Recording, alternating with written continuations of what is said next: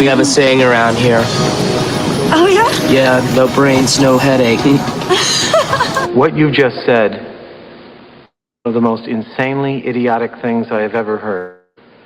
At no point in your rambling, incoherent response were you even close to anything that could be considered a rational thought. Everyone in this room is now dumber for having listened to it. Welcome to episode 270 of No Brains, No Headache podcast. We got a great show lined up for you. We're going to talk a little Halloween, corporate America, a race of mares. We got Rattlesnake Watch. It's back on Scientology, NBA gambling, more, and we got probably a rant incoming from me, yours truly, your host today, Jordan Weichel. Happy to be here. Damn glad to do so. Next to me on the screen, if you're watching on YouTube, our recommended platform is my co-host, confidant, longtime friend, fellow comedian. He's really the one keeping the ship afloat right now, and I appreciate it so much. My co-host, my good friend, Matt Cleary. I call him Ongo. Ongo, how are we doing today? Good. A tough weekend. I always forget because I haven't really drank on Sunday in a long time, like a good amount. But when you drink for like 10 hours, but you have like 8 beers, you never really get a good buzz. But I feel pretty hungover today. Yeah, I feel like you're just probably chipping away at the degeneracy of your body, just kind of piling beers. I think really what I'm going to try to do as I, creep into my old age here is just try to focus on hydration. I don't know if you have ever given that a really concise effort of hydrating. I remember I did it once or twice, and maybe one weekend years ago where I was like, okay, I'm actually going to have a glass of water in between every single drink. And so I would order a water, no ice, no straw, give it to me as room temperature as possible. So I would have my beer or what have you, and then I would have my water, but I would literally just chug my water. And I have the bladder the size of a marble, and I was just in the bath. I was at one point, they were just serving me beers in the bathroom because I just wasn't leaving the urinal. They just slide a tray of waters underneath the door. Yeah, it was like Shrek's piss. Oh, God. We're selling nuclear horse piss to kids for $8 a can. Yeah, I mean, yeah, it was brutal yesterday. I went to Buffalo Wild Wings, and it was one of those where it took 10 minutes to get the food, wasn't bad at all, but the bartender comes up and he's like, "Oh, sorry for the delay," and gives me 18 free wings, the 6 wing cards. And then so he gave you cards, not wings, a plate of wings. Cards. They're nice. 6 free wings. And then he comes back the next time, and I was like, I would like to order 18 wings. And I just slide them, and he's like, you can't get them this time. And I was like, that's stupid. I will still like to order 18 wings. I leave for 20 minutes and then come back in wearing a fake beard. Yeah. Well, and that's interesting because I have it's Halloween. Happy Halloween to all of our listeners out there. The week of, I feel like with all these holidays this time of year, you know, I guess you call it holiday season. We've got Halloween, Thanksgiving, Christmas, New Year's, all within a matter of 8 weeks of each other. I feel like I'm always like, oh, I want to watch some classic Halloween movies. And I never do it every year. It's like, oh shit, it is Halloween. I guess I'll just, fire up a bowl of popcorn and a bowl of weed, and then just sit on the couch and enjoy some movies on the actual holiday day. But yeah, leading up, I always try to get into the spirit with the move and everything. For me personally, I'm just I don't want decorations. I don't want to have to deal with it. Maybe 1 or 2 items that could maybe also be practical for other seasons. But yeah, no, I don't have any decorations up. Plus, nobody sees my goddamn apartment besides me. So it's like, what would be the point? Like, oh, this witch really scared me as I walked into my apartment.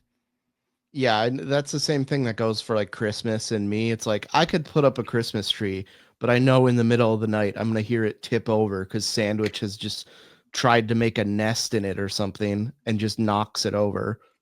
I'm like, Yes, it's good for no one. Sandwich are just having rough sex with the Christmas tree. Yeah, it just comes up there and it's just covered in cat semen. Seen it 100 Diabetic times. cat Yeah. semen, which is rare. You should start Yeah. selling that. Yeah, on Amazon goes for more than gold an ounce. But I don't know hot. how you would go about procuring said semen. Well, but I it know could be how interesting. I would. It's not pretty. It's not a fun job. We don't want to get into that. Episode Yeah. 270. Okay. Hot take. The movie Hocus Pocus is a terrible movie. I will die on that cross. Yeah, I feel like every year we circle back, and I'm throwing a circle back out there early in this episode, so that's how you know it's going to be a good one. But every year we have this discussion, Matt, and you know I love Hocus Pocus because last night I even went down to watch the end of the Sunday night football game, which we can talk about later. I just if you want to be good at gambling, ask me what my picks are and do the opposite, and you will be crushing it. But I went down and then I was looking for the Sunday night game, and I had to choose between Shrek, which is funny. We talked about it, Sunday Night Football, or Hocus Pocus. But I did find a feature because it's like this huge. It's like 9 TVs on one wall, and they can all like be one screen or 9 screens or like a combination. And yeah, I had the Sunday Night Football game going as well as Hocus Pocus. Dude, the chick in Hocus Pocus is pretty hot. So like if there's any positive you could take away from it, she's looking good. It's just not a good movie. Then coming from me, that doesn't really mean a whole lot, but I refuse to watch it anymore. It's so overplayed. It's like the Christmas Story. I don't need to see it for 24 hours. I need to see it like one time a year. I don't need to watch TBS for 24 hours and see him just beat the brakes off of a bully until the kid's like crying. It's like, that's hilarious, but I don't need to see it. Yeah, well, the Christmas Story is just like so much older, and like when the dad goes into like the furnace room and just comes out covered in coal dust. I was like, what century is this movie filmed in? Like, what do they got going on? They have a chimney sweep. It's like that old. Yeah. But Hocus Pocus, I think that's one of the few movies that really, accurately, portrays what parenthood is like. Because those parents, they literally move to the town, Matt. It's Halloween. They go get hammered drunk at City Hall. And I mean, they're just like, fuck it. Our kids are fine. They'll do their own thing. In the town we just moved to, like, we need to go suck down some cocktails at City Hall with the most extravagant Halloween costumes ever. But yeah, what are you gonna be for Halloween? Well, of all the things I packed, I did pack my Hulk Hogan costume. And now remind you, I was Hulk Hogan last year. I got the pants, I got the shirt, I got the bandana. Some bitch stole the fucking glasses off me last year, and like I called her out on it like at a later date, and she just refused to give it back. I was like, you are aware this is theft. Like, this, I know it's petty, but like, this is theft. You are admitting to like a crime, File a police report. I honestly should have teach her a lesson, but so yeah, of all things, I did bring that, and he passed away in the last calendar year, so I think it's going to mean even more. I know I have like an apartment mixer party thing on the 30th, the Thursday. So I was actually going to go check it out, because that's one thing they do well here is like throw nice little soirees, if you will, for us. And I mean, I'm assuming the food is free, and I'm probably just going to mix up a pre-mixed cocktail in a water bottle or something, and just like throwing it back. I should to have one high of those school. fannies. Yeah, have one of those fanny packs that like keeps the water bottle in it, like for that runners wear. And I'm just in my American flake pants and my Hulk Hogan outfit. But I think like the glasses, those sunglasses you bought me, I think those could also pass for like a Hulk Hogan type sunglass. Oh yeah. So I'm kind of on a spending halt. I don't want to get too off subject here, but I had a nice $100 garage sale day the other day. Like I just went ham. At the end, it came down to, do I want an air fryer or a vacuum? And ultimately, I decided that I'm not above a used air fryer, but I was like, you know what? Just give me the vacuum. I'll buy an air fryer from the store. $100 is so much money to spend at a garage sale. That's like 40 items. Yeah, dude, it was like 3 or 4 trips from my car up to my apartment. Like, and I had all my reusable grocery bags like full of shit. I can't like it's funny because I was purging all of my belongings before the move, and now that I'm on the other end of it, now I'm like back on like if I see a cool shirt, I can't help myself. And especially at a garage sale, it's like, okay, it's $1. Like, yeah, I'm gonna buy it. So I did that, like, and then also been thrifting a little bit. So I'm on a spending lock right now. So even just buying a pair of shades to complete the Hulk Hogan costume is just like, will I spend $80 at the bar? Yes. Okay. Will I spend $20 on cheap sunglasses? No. Don't even think about it. You need to pick your battles, and that's one that you made the right choice on. Yeah, and if I could win a goddamn bet, I would maybe like be doing okay. It's just at this point, it's like there's like rent, insurance, fuel for your car, and then gambling. It's like, what are your expenses? It's like, well, I have to keep supplying my gambling account with money every week because I can't help myself. Besides, to like not put in several ridiculous bets every opportunity I get. So that's where we're at. It's brutal. So in corporate America, I like to do this thing where I wear a Halloween costume that makes it almost impossible to work in, so that I don't have to do a lot of work. Like a couple of years ago, I went as an inflatable T-Rex. You can't get any work done in an inflatable T-Rex. So I spent most of the day just running around downtown Bismarck, just yelling at people. And this year, I'm going to go as a giraffe. An inflatable giraffe, or is it just like a cloth?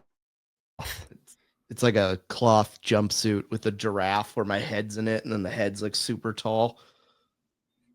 Okay. Yeah. Well, I saw a good one, like a couple costume where like one of them is wearing kind of like a cardboard cutout, and it's a scale. So they have like the little platform where you set your stuff, and then like the little digital thing, and it had like a number on it. And then the other person just has a giant clear bag around them filled with like white stuffing or white powder of some sort. And it's supposed to resemble cocaine. So I thought that was really creative and clever. I overheard a guy at the bar like a couple of days ago saying that he drove back from like, I can't remember what state he said, but with 10 pounds of weed. That's a lot. Yeah, that seems like I was trying to do the math, and I've been out of the game for a little bit. I was like, that's like $65,000 worth of weed. Yeah. No, just think of like the mass of 10 pounds would take. And here we are. You remember back in the day when we would I wouldn't get a phone call all day. And then we start recording the podcast, and my phone's just blowing up right now. I could see your face about to just fucking break something. Yeah. It's called recording the podcast, people. Okay. You do 270 of something and then get back to me. Okay. Yeah, I don't think I've done 270 of anything. I've jerked off. I was about to say like beers, chicken wings, pretty much everything we've talked up to this point. I'm in middle of a pumpkin judging battle right now, so excuse me. I have to get back to them. Who has pissed me off the least in the last few weeks? Well, that one's clever. I like that one. Are you gonna carve any pumpkins there, Matt? No, I went to the pumpkin patch like 3 times this year. Oh wow. Yeah, it's take like the niece and nephew there, and then I worked it a couple days. Also having me like volunteer to work and like giving me any sort of power is just a terrible idea because I had to like measure out pumpkins and then like, oh yeah, that's a $9 pumpkin. And I did it for like the first 2 people that came in, and then after that I was just straight up guessing how big pumpkins were.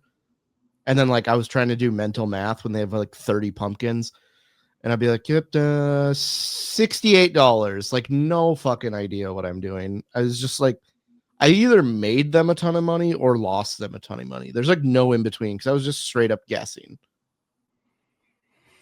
Yeah, I mean it's at this point it's just a real scam, you know. And then you just got pumpkin all over your driveway and the street and stuff, and then yeah, it's just brutal. Did you ever smash a pumpkin? Like grab it and throw it and it breaks? Like someone else on someone else's steps? Yeah, of course. Back in the day before Ring doorbells, that was the thing to do. Ding dong ditching is great too. I did a corporate gig last week, and like within 30 seconds of me being like on stage, I was just talking about, I was like, I think I literally said, yeah, I was just gonna blow my head off. And it kind of got like some laughs and like a ooh.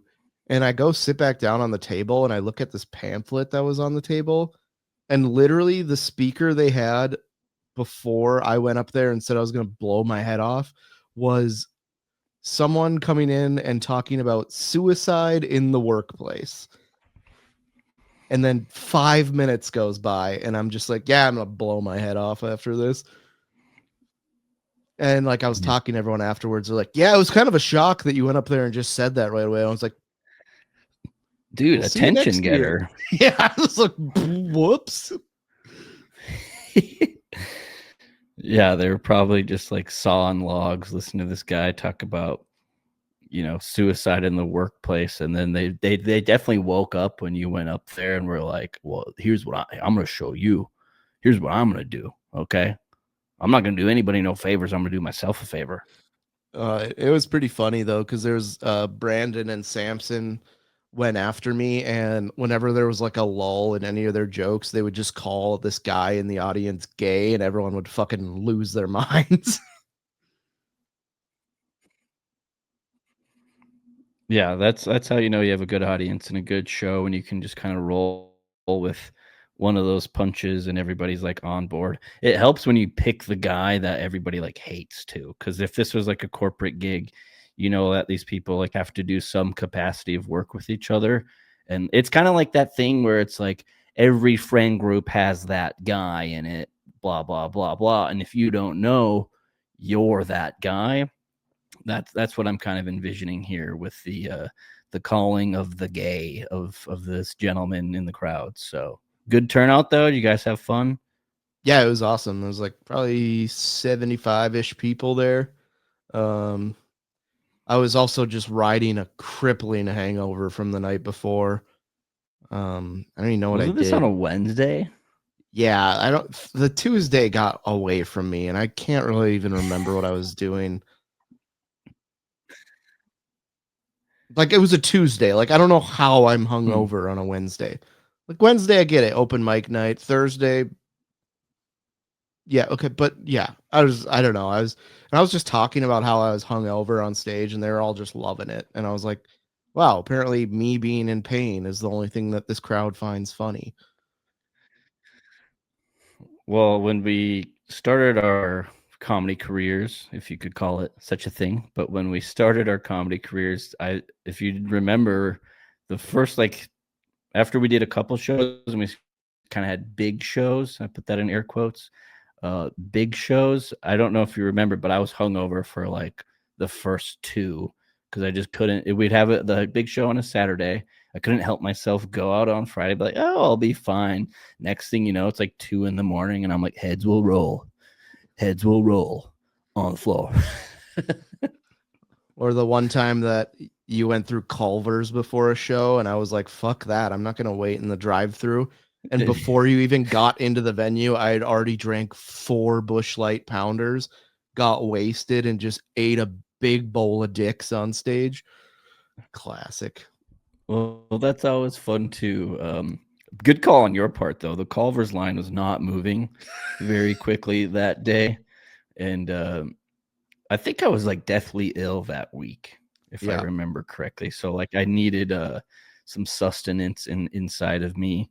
And yeah, good times. Yeah. But I think that concludes housekeeping. This is the part of the show where Matt and I just kind of catch up before we actually get into the meat of it. Did you have anything else? Nope, we can get into it. All right, let's do it. Okay. Let's party. If you've lived under a rock in the last couple weeks, there's been things that have been going real viral, and it's the New York City mayoral race. And I am so deep into it. It is the most entertaining subject I have even like remotely explored. Have you been following it at all? Okay, I gotta admit, I must be living under a rock because I have no clue what you're talking about. When I saw this on the rundown, I had a hard time pronouncing mayoral, so I'm just saying mayoral. Yep. And it's kind of getting me aroused. Yeah. So it basically it's really funny because there's so many people that are so invested into this, and it affects them zero because they're like me and live in North Dakota, where it's like, okay, cool. Like none of this is going to matter to me in the long run, but it's so entertaining. So essentially it's a race between 3 guys. You have Curtis Sliwa, who is the Republican. His claim to fame is basically he runs a group of vigilantes that go patrol New York City. Then there's Zoran Mamdani, who's like a 32-year-old. Like imagine me running for mayor of New York, who's never really had a job. Like his full-time job is like he's a part-time like council member in like I'm gonna stop you right there. You just said his full-time job is a part-time. And then there's Andrew Cuomo, who is the former governor of New York, who's like really good at politics. If by politics you mean sexually assaulting his staff members, then he's awesome. But so they have a debate, and like it's funny, like they're kind of just razzing each other. But this Curtis Sliwa guy, he wears like a red beret, like that army, like that like Army Rangers wear, like kind of like the one that has like the shield on it, wears like a red beret like that everywhere he goes. And he started this like nonprofit called Guardian Angels in like the 70s to patrol subway cars and like stop muggings. And it's still going on. It's like a huge group of people. They meet by like Central Park every night at 8 p.m. They have like a brief meeting, and then they like scatter throughout the city to go protect and go on patrol. And so I'm like, okay, so we have a guy that's basically been unemployed, a guy that's a serial sexual offender, and a guy that his claim to fame is vigilante justice. And I'm like, this is a sitcom that I would watch any day of the week. Yeah, it just sounds like 3 shitheads trying to run a shithole. So, I mean, they're probably perfect for the job. But all I think of when you say they have this meeting at Central Park before like a briefing, what immediately comes to mind is Captain Gene at Bed Bath & Beyond being like, we got a serial rapist on 55th and Avenue F. It's nuts. That's all that comes to mind.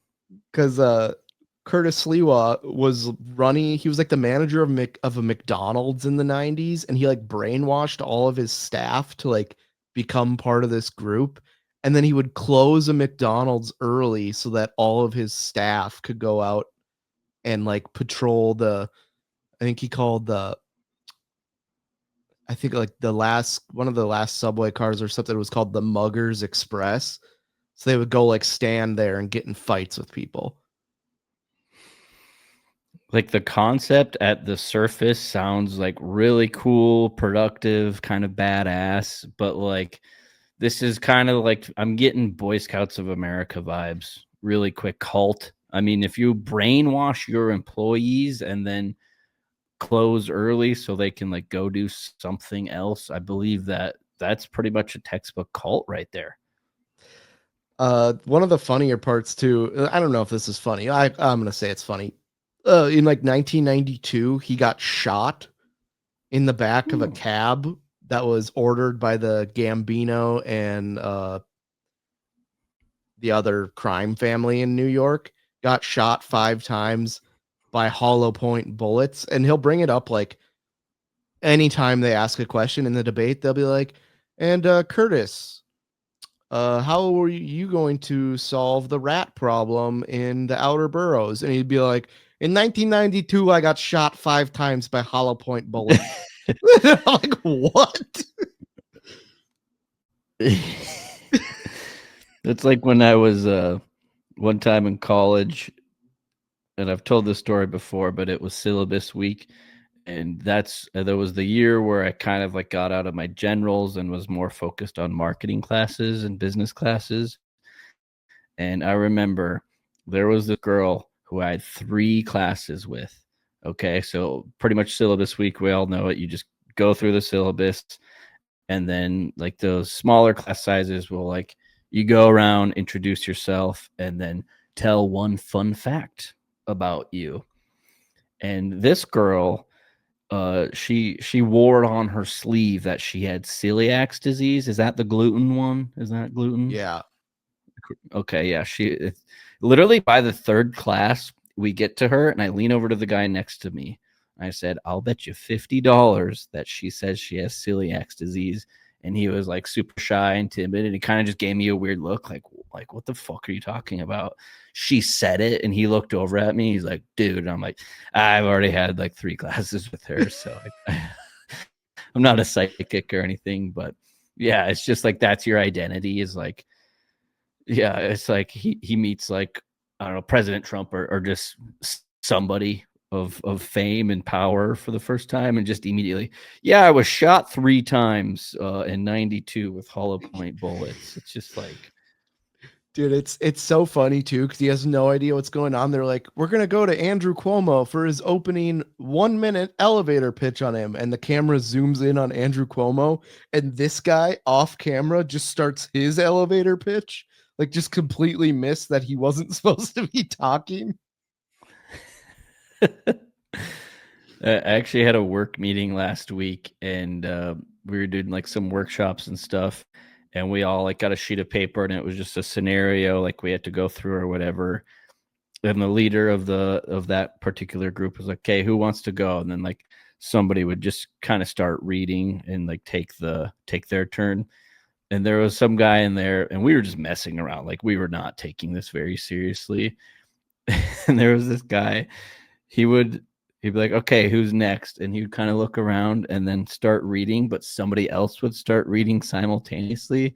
I shit you not, this happened not once, not twice. And then the 3rd time he started going, I wanted to chime in so bad and just talk over him. He was just That like, was, damn it. Like, yeah, he was clearly just taking time out of his day to like be there and just getting walked all over. But I mean, most of my Matt, problems in life can come down to doing popcorn reading in grade school, where you would get called on randomly to read, and I would either not be paying attention and have to figure out where we're at, or the reason why I'm kind of an asshole sometimes is because I would just hope that certain kids would get called on because they sucked at reading, and it was super funny to me. dude, I was traumatized by popcorn reading. We did that one time, and I've heard of the name Penelope, but I never saw it spelt out.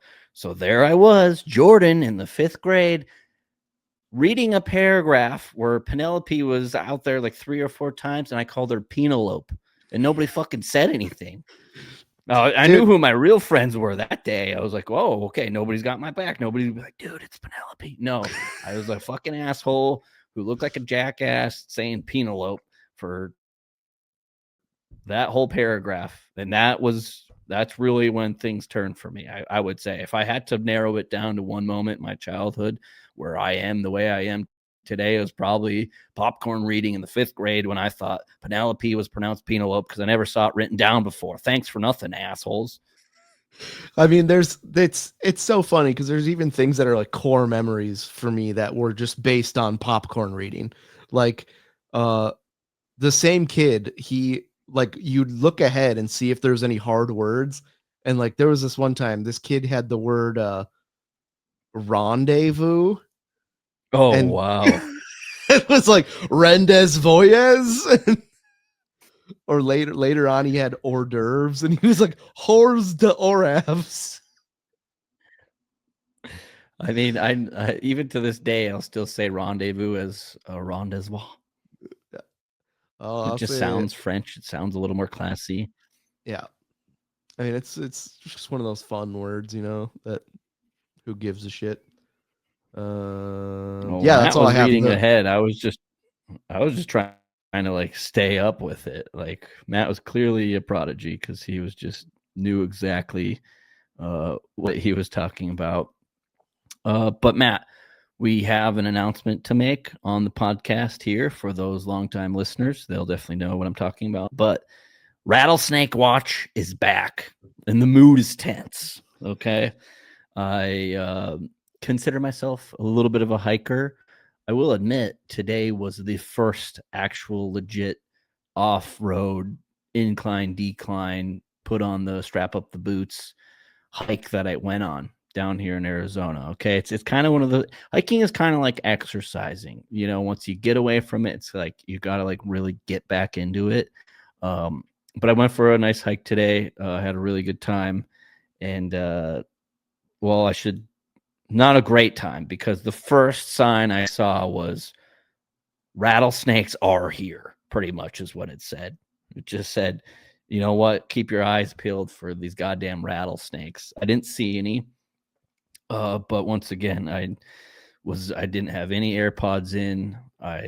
It was just me. You're just hearing the crunching of the sand and the dirt and the rocks below my feet. That's all this was for about 2.5 hours of hike time. I went to Sunrise Peak in technically Scottsdale, Arizona. I had an elevation gain of 1,178 feet. For those of you scoring at home, it's a little bit of a challenge. Okay, when you go just kind of straight off the couch into hiking mode, you know that's a bit of a gain because like it's one of those out and back hikes, in and out, whatever you want to call it, where it's like you're just uphill a majority of the way. You hike up to the peak, and then the second half is back down the hill. So like those aren't bad because you can just kind of get it out of the way early. But yeah, I did 3.9 miles. I have these rings on my Apple Watch that you so kindly gifted to me. And I still don't really understand an Apple Watch. I was trying to change the clock face one day, and I ended up just deleting the one I had, and now I'm on this screen. I cannot figure it out. I've Googled it. I haven't really reached out for help yet because I kind of don't want to sound like a complete moron being like, how do I get my watch to be a watch? No, this is just it's just tracking my goddamn steps every day. But at this time of recording, 5:39 Phoenix Mountain Time, which is actually a different time zone, apparently, I learned. I've burned 843 active calories.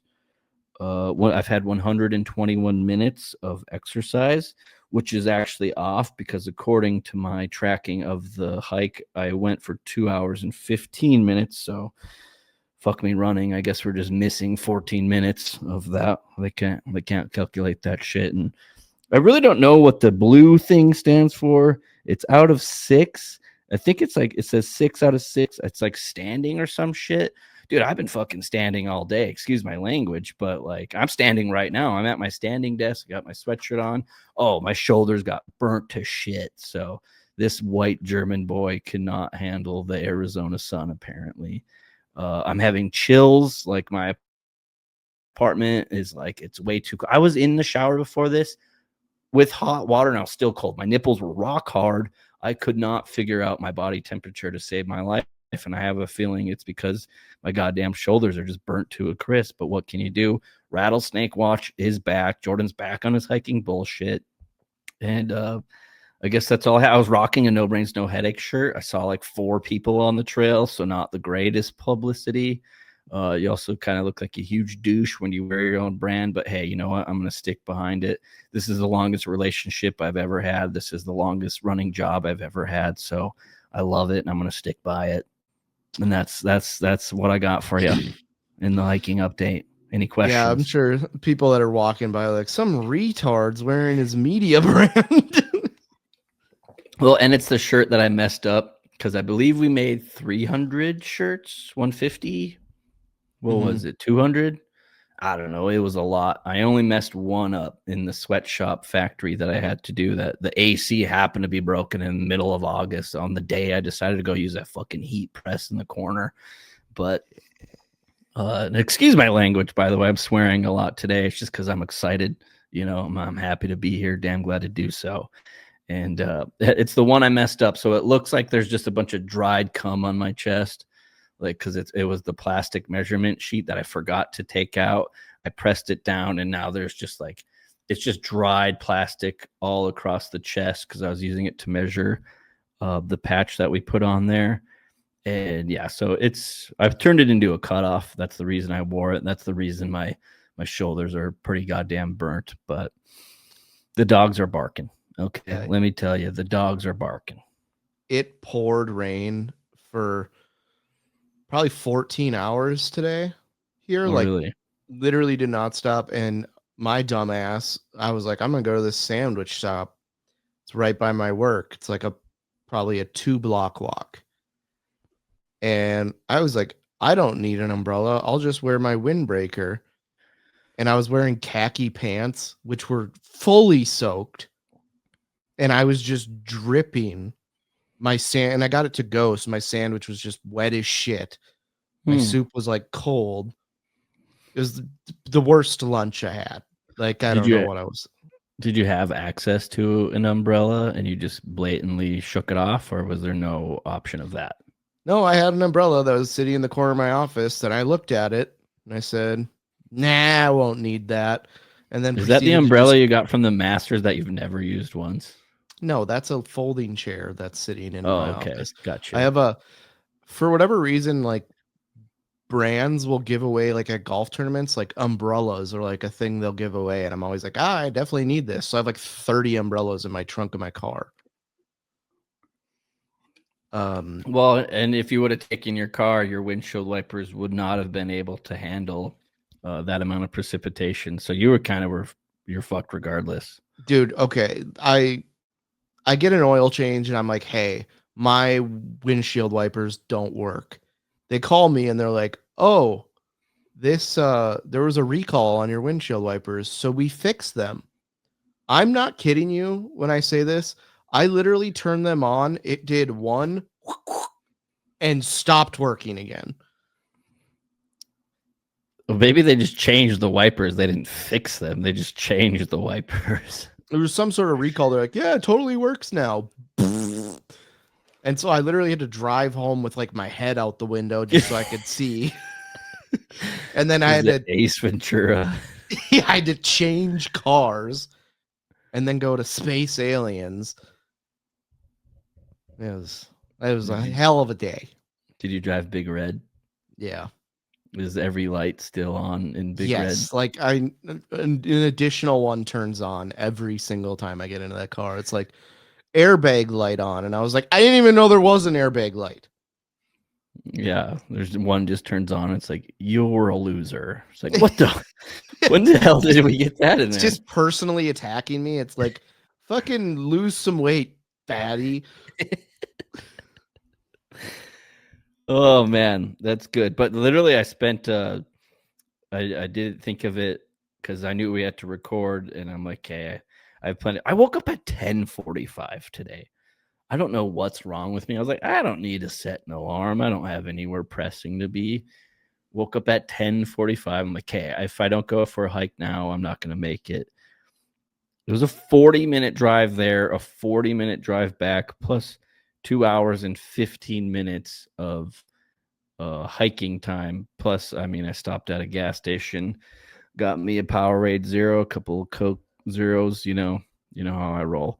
So, yeah, we're looking at pretty much just like a 5-hour adventure, which I'm okay with. I mean, it's like, well, I didn't have to work today, so didn't have anything. But I mean, I'm working right now, technically speaking, on my full-time, part-time job, just like the fucking mayor for New York. So it's like, yeah, what's your full-time job? Well, I work part-time at, and it's like, no, okay, that's not how it works. But you know what? I guess, hey, blow jobs are better than no jobs. I've been saying it for years. Okay. So that's all I got. But let's keep it moving. Episode 270. I think I got a head injury recently because I've been doing Wikipedia deep dives again, and I stumbled into Scientology pretty hard. Sandwich. What is and Scientology? Dude, it's going nuts right now. So, famous Scientologists include Tom Cruise, John Travolta, Christy Alley when she was alive, Jerry Seinfeld at some point in his life. And essentially, it is a church where there's not really churches, but you pay money to take classes so that you can go higher up in like their ranking system. Well, with a church invented by a guy who just has a letter for the first name, L. Ron Hubbard. I wouldn't trust that. That right there that's a red flag for me. L. Ron At least Hubbard. Jesus Christ has a whole name. You know what I mean? And you can't say like, if you stub your show, you could say like, "Oh, Jesus Christ." You can't be like, "Oh, Jesus, L. Ron Hubbard." As you just said Jesus. Yeah, I don't know. Yeah, people aren't saying, what the L. Ron Hubbard, But people are saying Hubbard, Jesus Christ when they get into a goddamn car accident. I just said goddamn. Look at that. They're not saying Ron damn. Okay. So anyway, L. Ron Hubbard, he is a fascinating guy because like in 1952, a ton of doctors said that he should be hospitalized for the duration of his life because he had such bad paranoid schizophrenia. So then he started writing science fiction books, which then turned into him somehow getting this idea that like everyone's called to be a higher human being and only he can tell you how you're going to be doing that. And he goes by he's dead now, but he went by Dr. L. Ron Hubbard, and I don't know if you can get more official than this. He got a doctorate from, what do they call it? Honorary doctorate from an unaccredited university. It sounds like the plot of the movie Accepted. Yeah, it's similar, really is. And then he's like fully crazy. Like, I think he had like 3 or 4 divorces. All of his kids said that like anything he said was just like made up. Like 99% of anything he said in books was like, he's like, yeah, my grandpa was a wealthy cattle rancher. It turns out his grandpa was a poor veterinarian who lived in a city. The real question is, where's L. Ron getting his weed from? Right? Am I right? He's nuts. And I don't know why he goes by core beliefs.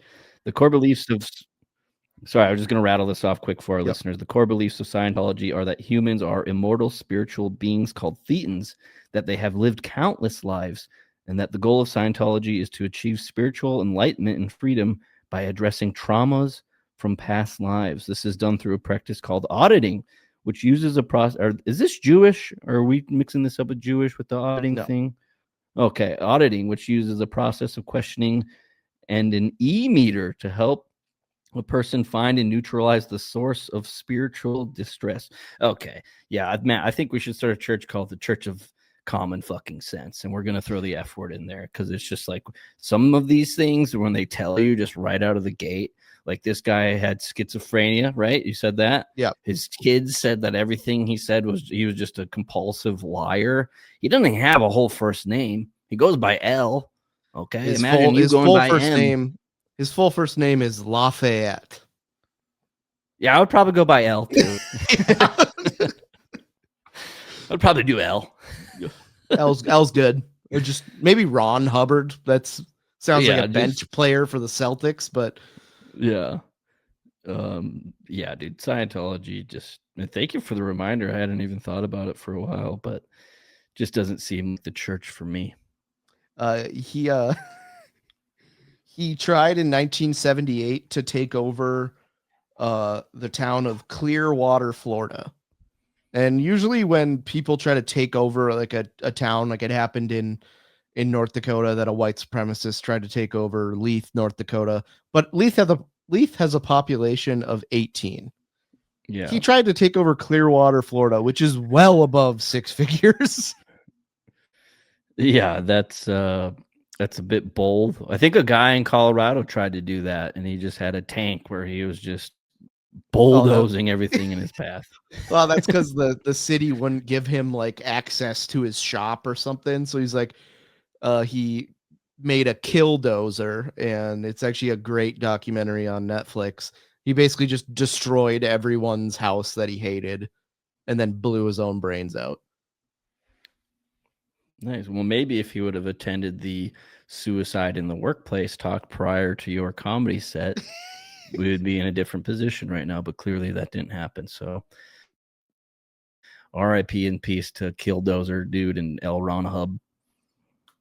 Yeah, I was thinking there's a guy that's like his great grandson that I want to get on the podcast. He's like a magician or something.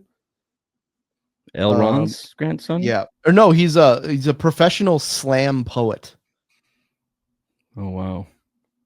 I didn't even know you could be a professional in that. Like being a professional beef jerky eater.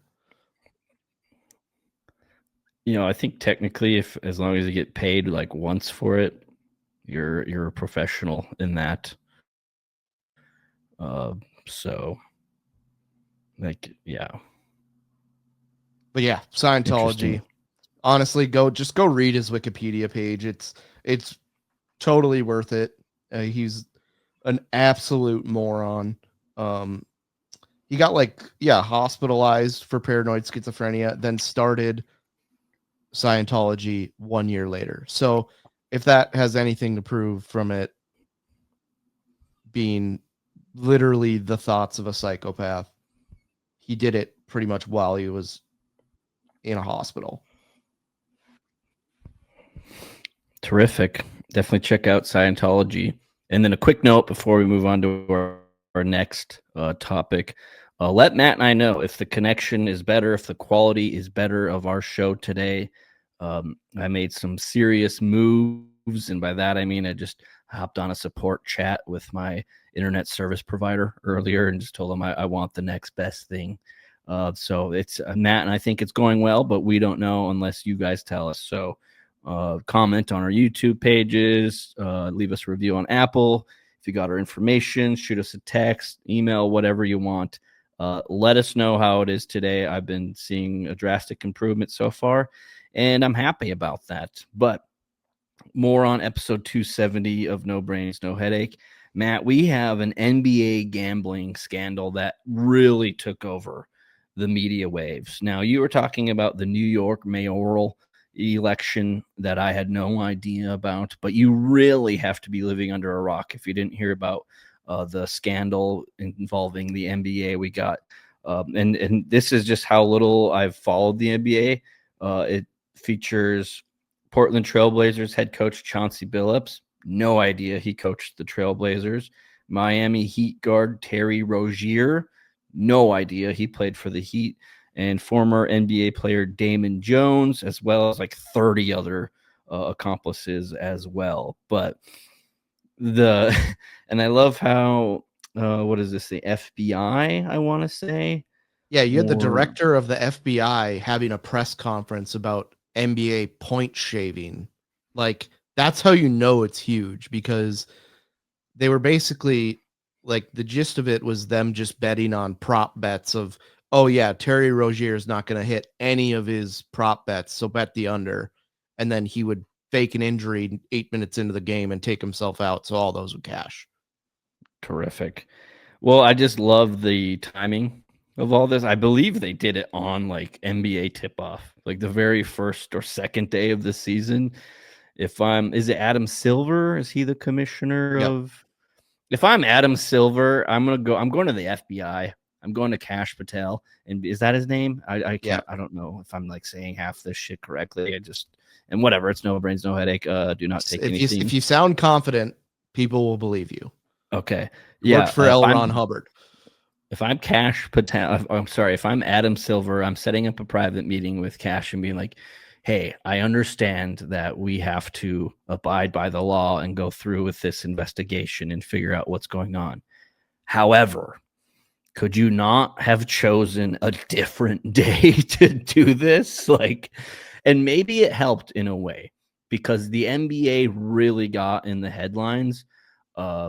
Ultimately, I do think it did hurt if depending on what metric you're looking at, but it's just like, couldn't we have done this like a week prior? Like, did they not have enough information? Because I'm looking at a USA Today article, kind of just going over everything.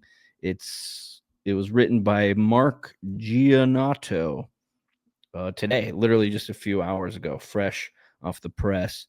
But he goes through a detailed timeline of this scandal, and it goes all the way back to April of 2019. So you're telling me over 6.5 years, you didn't have enough time to really go forward with it until like opening day of the NBA season? I'm just shocked by how this kind of came out. But basically, for those of you who don't know, yeah, they were doing like point shaving, but they also had rigged poker games where they would have like a modified shuffling machine that would use like a very complex way of reading cards, um, like as they were getting shuffled. Usually in a higher end casino setting, like the dealer rarely anymore shuffles themselves, like with your two hands, shuffle the cards, do the bridge, break the deck, whatever. Usually they put it in a shuffling machine. It helps with the pace of play a lot more. Obviously, the faster that you can get those hands and those bets in the casino is probably going to do a lot better because it's just taking less time to set up the gambling propositions in the first place. But yeah, they had this like sophisticated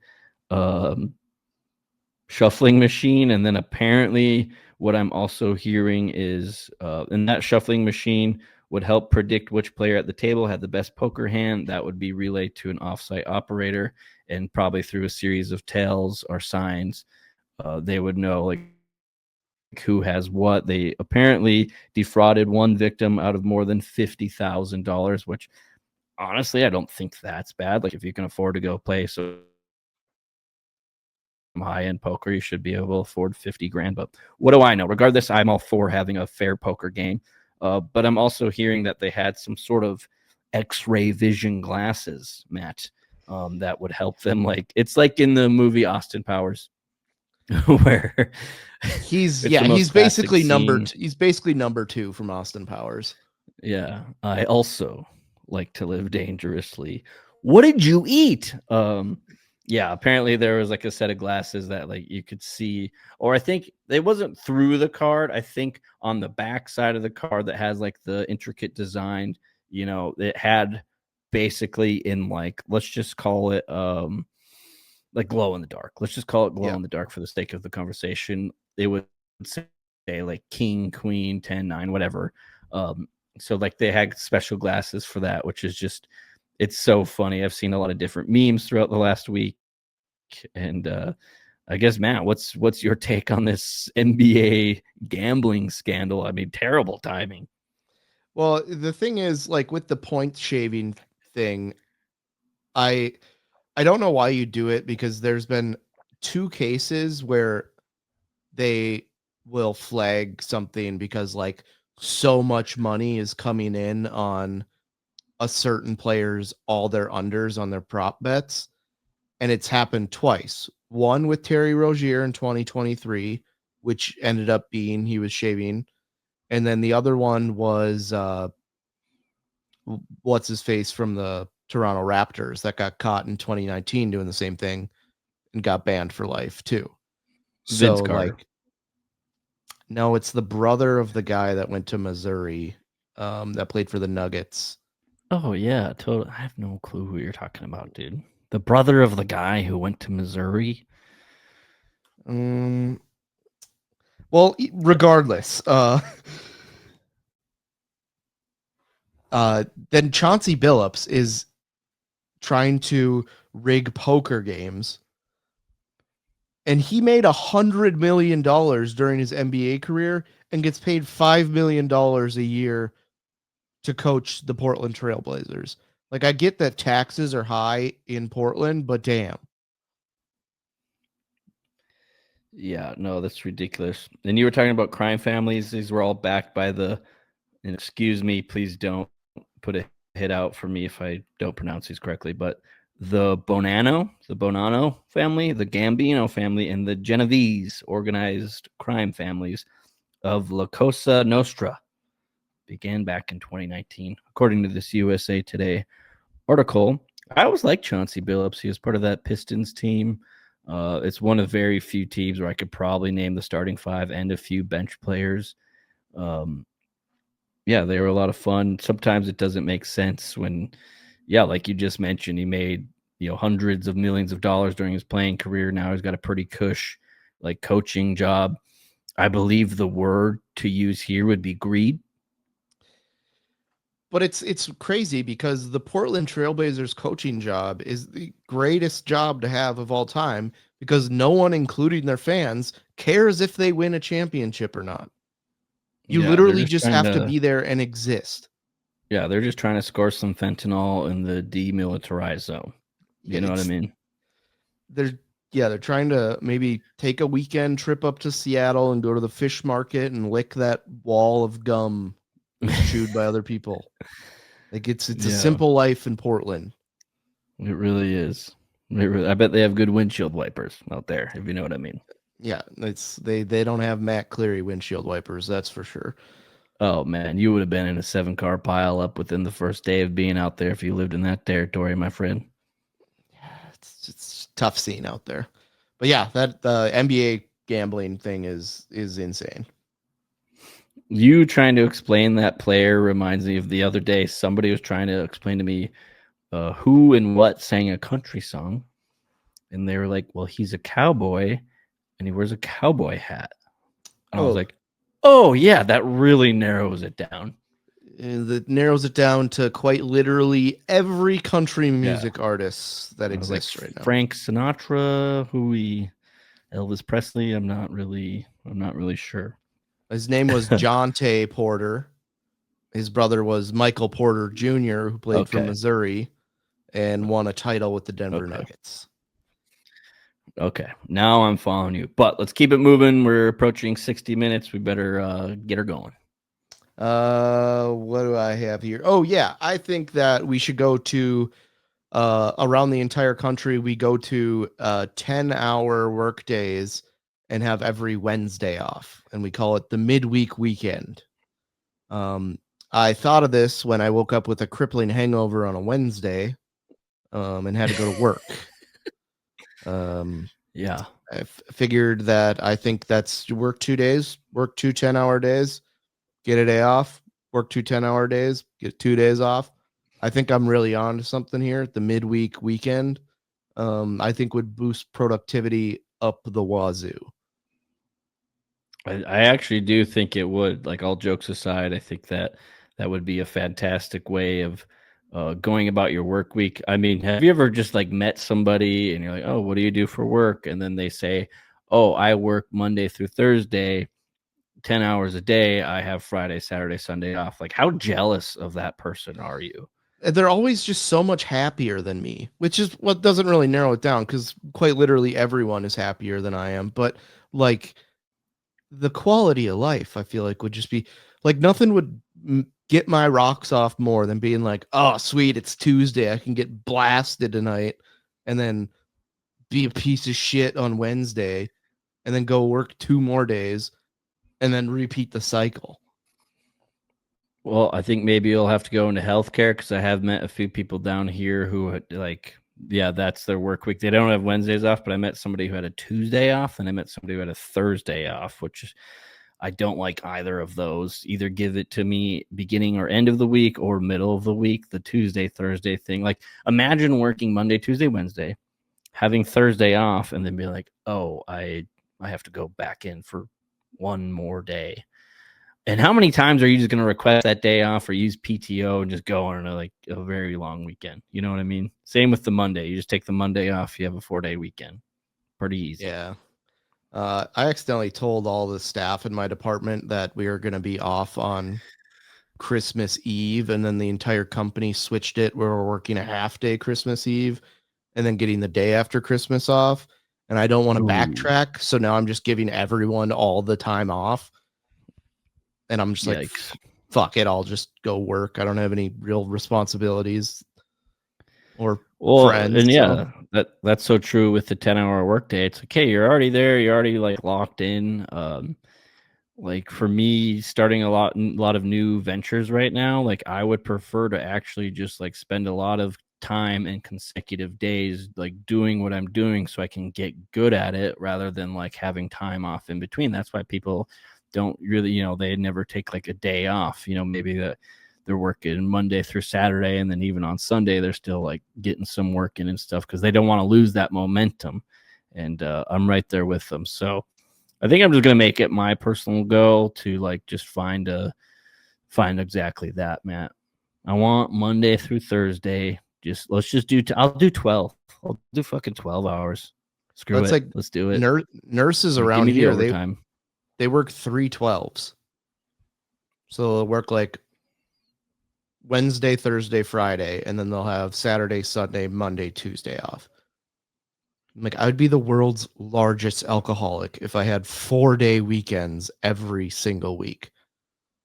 I'm already a huge alcoholic. You're already doing a fantastic job of that given your like current situation. So maybe it's meant to be to not have that. Maybe L. Ron Hubbard from above is like, hey, you know what? It's meant to be where Matt just kind of needs to be at work for these 5 days. If we give him any more than 2 days off on the weekend, he's just going to be pissing his pants, passing out in the doorway, and we don't want that. Okay, first of all, what else we don't want? Passed off in the doorway, but I didn't piss myself. I don't think. I couldn't find my pants the next day. How would you know? Your pants were in the corner. How would you know if you pissed yourself or not? It's one of life's mysteries. History. You know what else we don't want, Matt? We don't want the Vikings to have one goddamn season with a healthy quarterback, okay? So my beloved Vikings, last week, they go on the road to Thursday night games, and I was really starting to come around to Thursday night games. For years, I have preached against Thursday night games. I said, these are dumb. They're stupid. The quality of play isn't great. And then it kind of just started growing on me until last Thursday when the Vikings had to go on the road on a Thursday night game after playing Sunday afternoon. Like you literally have no time to do anything, like even just recovery.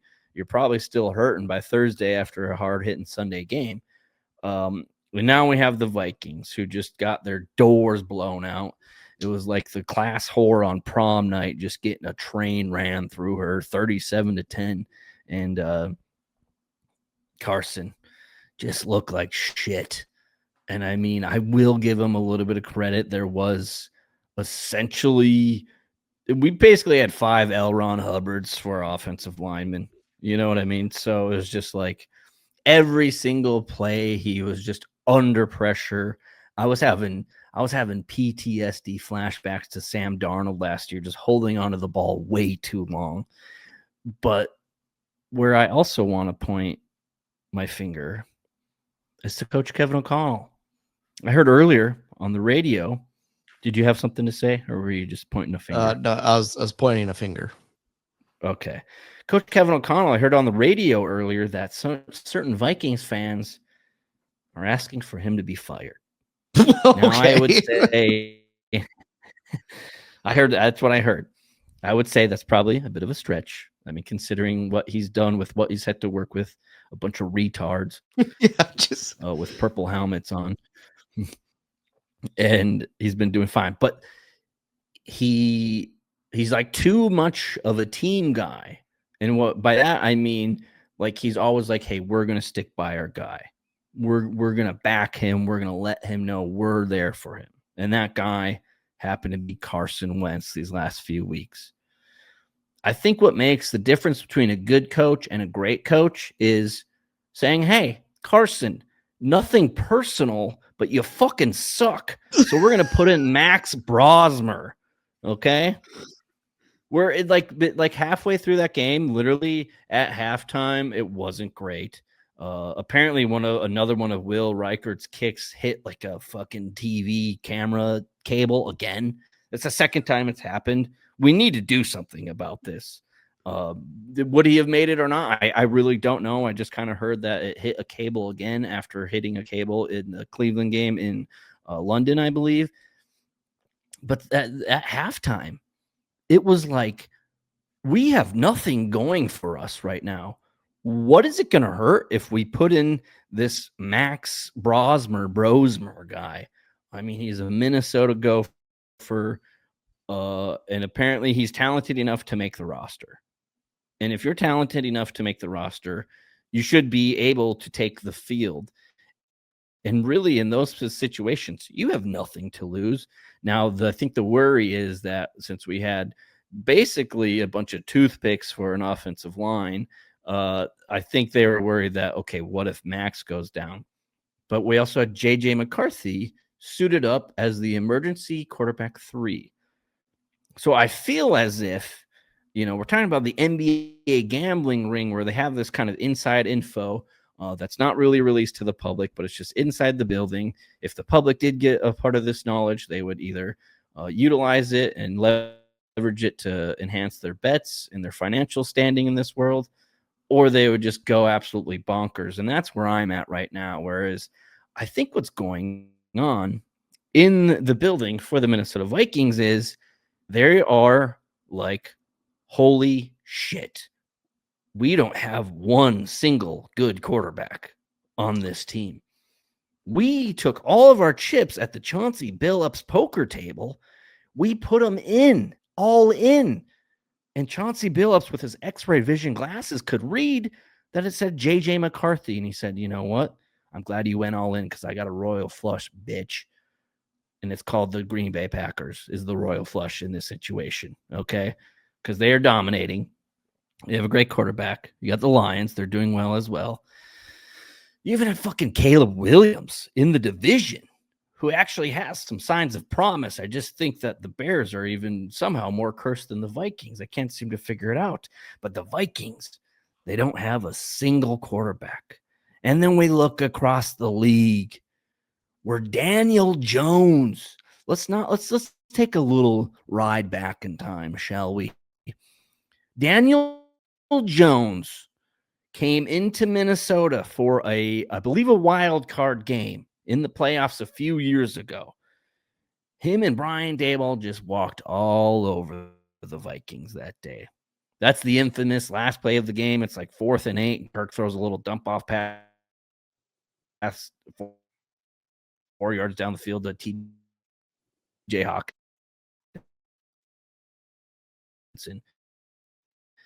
"Hey, Kirk, can you count? Do you have fingers? We need 8, not 4." At an incredible rate right now.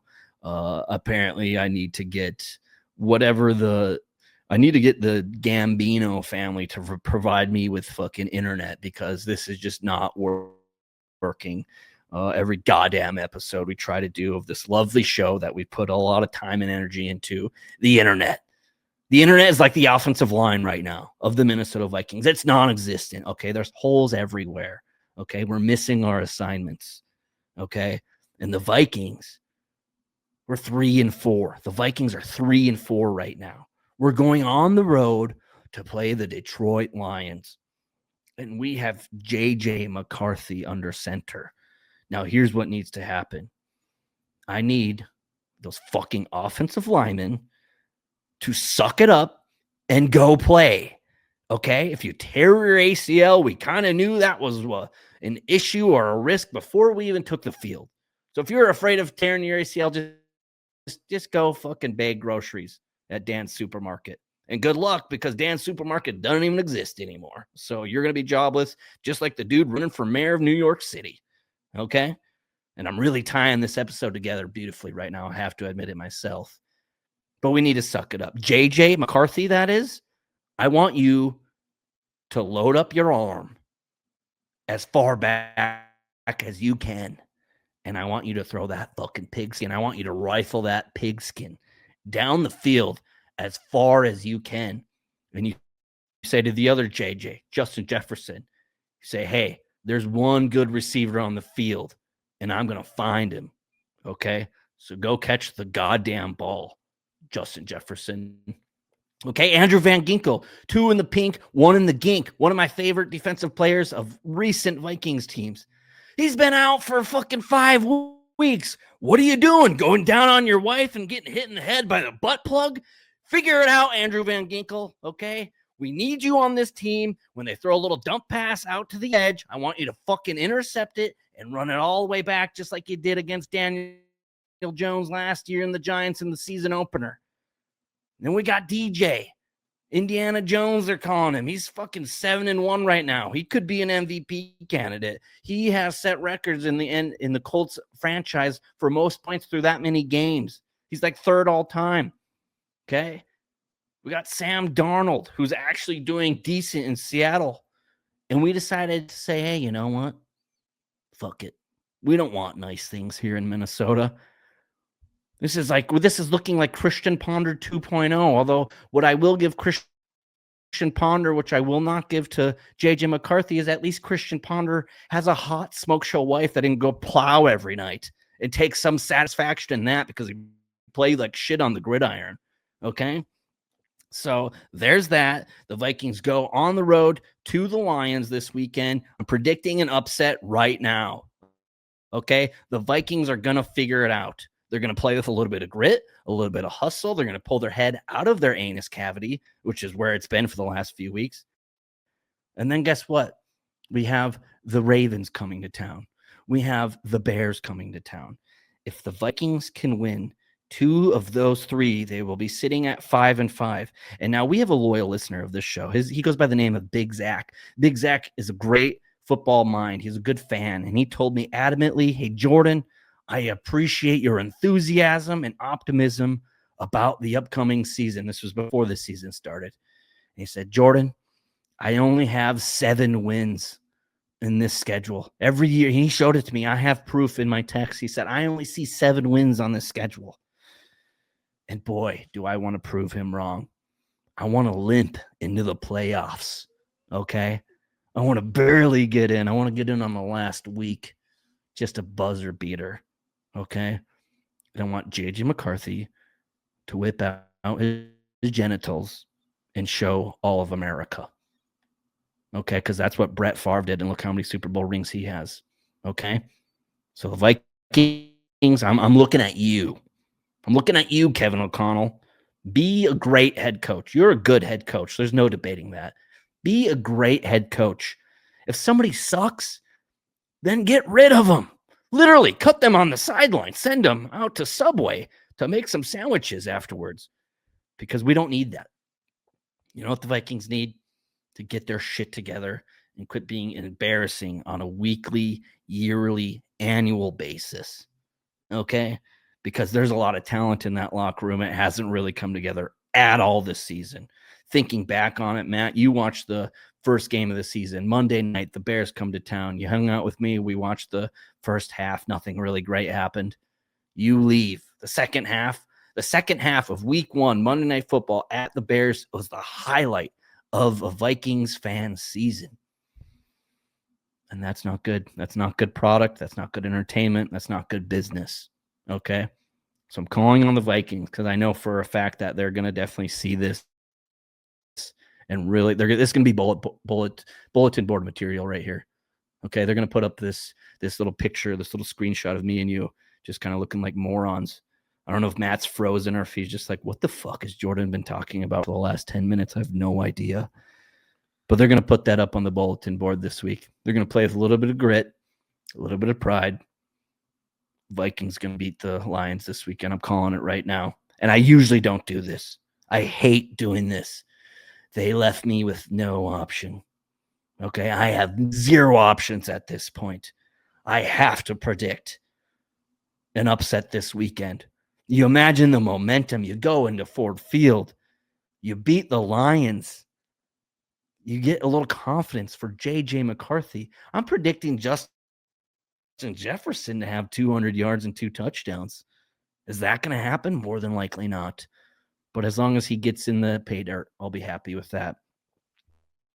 So, Matt, I did tell you that a Vikings rant was incoming. And there it is, people. You know I'm a passionate Vikings fan. Jordan Weichel, your host of No Brains, No Headache, passionate about his favorite team. Okay? I woke up 2 weeks in a row at about 5:45 a.m. Did I have to go out and party till 4 in the morning before that? No. But I did. And I still woke up to go watch them play this fucking game over in goddamn Europe. And how are they repaying me? They are embarrassing me on a weekly basis. I turned the game off last week with over 10 minutes to play.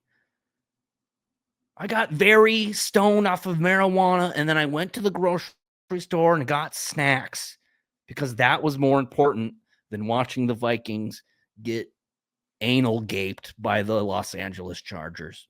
And I know that's a hell of a visual that I just put out there, but it had to happen. Okay. What's happening right now is uncomfortable for all of us, for Matt, for you listeners out there, for me. You think I'm comfortable right now? Certainly not. But this is how we're going to grow. We got to take these uncomfortable situations head on. We got to rise above the adversity and figure it out. And that's what's going to happen this weekend.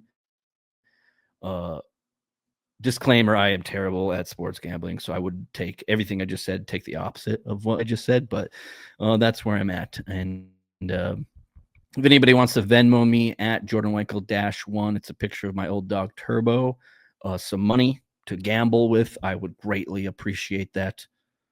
I think I have 31 cents left in my DraftKings account, and it's going to be a hell of a hole to dig out of that one.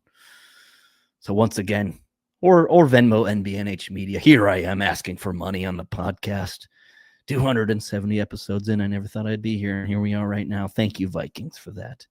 You sons of bitches. You bastards. You got the best facilities. You have the best receiver in the league. Harrison Smith, I mean, just retire already. I see you try to make a tackle. It's like a bunch of drunk monkeys trying to fuck a greased up doorknob. Okay? Just give it up, Harrison. I'm sorry, I love you, but just give it up, dude. If you're not going to lay the hammer, then why the hell are you out there? If we're making business decisions, get off my team. We're here to win a Super Bowl.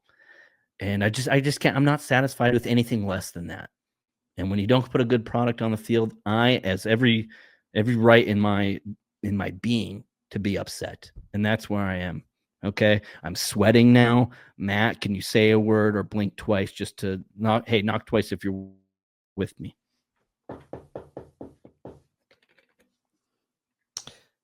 Yeah. So a lot going on there. I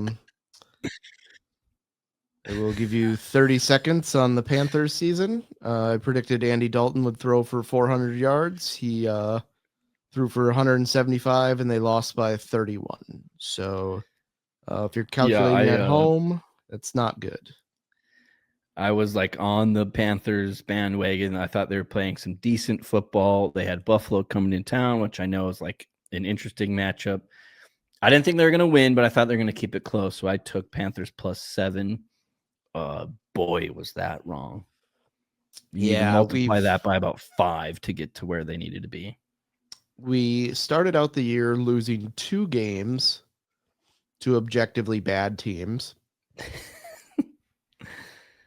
Then we beat the Falcons by 30. Then turned around the next week and lost to the Patriots by 29. Then went on a 3-game winning streak against very average teams. And then lost by so many points yesterday. We lost by so much that Mitch Trubisky was playing at the end of the game for the Bills. I didn't even know Mitch Trubisky played for the Bills. Yeah, Mitch Trubisky. Nathan Peterman.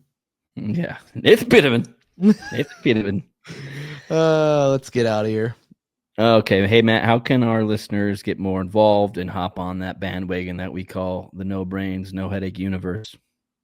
Follow us on social media, leave us a review, or you can subscribe on YouTube and watch the entire episode.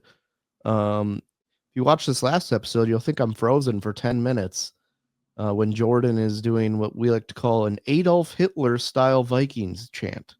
And if you really like the episode, you can leave us a review on Spotify, Apple, wherever you listen to the podcast. You know, it's really funny because before we started recording, I was like, Matt, I don't have a whole lot to talk about. We're coming up on 82 minutes here of recording. And Matt is yawning. That is a large yawn. Holy hell. You're going to dislocate your jaw there. But great episode. Thank you, everybody, so much for listening. Up next, we have episode 271. Have a great day. You're watching Channel 4 News with 5-time Emmy Award-winning anchor Ron Burgundy and Tits McGee. Good evening, San Diego. I'm Veronica Corningstone. Tits McGee is on vacation. And I'm Ron Burgundy.